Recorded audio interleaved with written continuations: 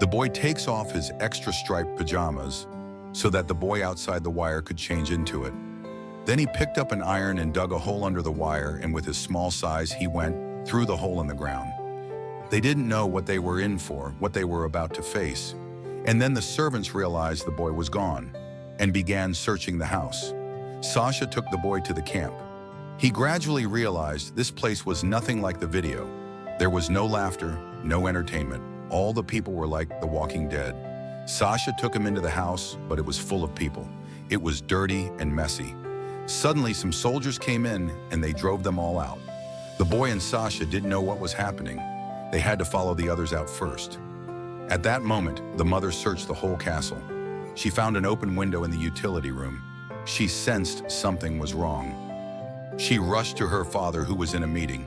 When he heard the news, he immediately sent out all the soldiers to look for it. He opened the back door, which had been sealed shut. They followed the dogs towards the camp. At that moment, the boy was in the middle of the crowd, in the crowd of people with the occasional fallen man. But the soldiers did not feel sorry for him. And just then the rain poured down. The soldiers drove them into a small underground room. It was cold and damp, and there was a strange odor. Then they ordered them to take off their clothes. The crowd was in a state of panic. And then someone said, "Don't worry, it's just a shower." And the people did as they were told. Then they were herded into a closed space, and then they sealed the door completely. The crowd was crammed into the small space. The two children hold each other's hands in fear. As the lights went out, the fear intensifies. People began to pray for mercy and what awaited them. But what awaited them was a merciless massacre.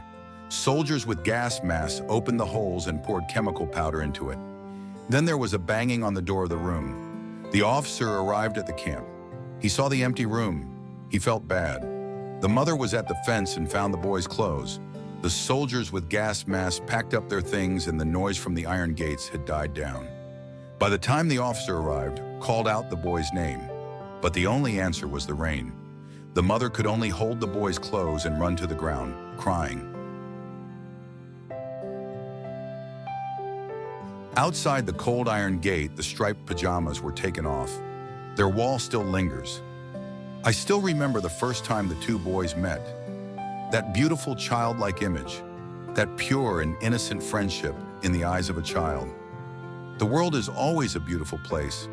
Perhaps at the last moment of death, the boy thought it was just a game. From the freshness and beauty of the beginning, and then the sadness at the end.